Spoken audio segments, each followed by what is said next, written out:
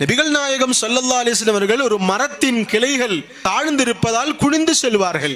ஸல்லல்லாஹு அலைஹி வஸல்லம் அவர்கள் வஃபாத்தான பிறகு அதே இடத்துல அப்துல்லா பின் உமர் ரலியல்லாஹு அன்ஹு போறாங்க. அன்று மரம் இல்லை, அந்த இடத்தில் வந்த பொழுது குனிந்து செல்கிறார்கள். சஹாபாக்கள் கேட்டார்கள், யா அப்துல்லா, ஏன் இங்கே குனிந்து செல்கிறீர்கள்? இந்த இடத்தில் ரசூலுல்லாஹி ஸல்லல்லாஹு அலைஹி வஸல்லம் அவர்கள் குனிந்து செல்லிருக்கிறார்கள். அந்த காலத்துல மரம் இருந்ததே, அன்னைக்கு மரம் இருந்ததா இல்லையா அது எனக்கு தேவையில்லை. இந்த இடத்தில் ரசூலுல்லாஹி ஸல்லல்லாஹு அலைஹி வஸல்லம் குனிந்து சென்றார்கள், அதனால் நான் குனிந்து செல்வேன்.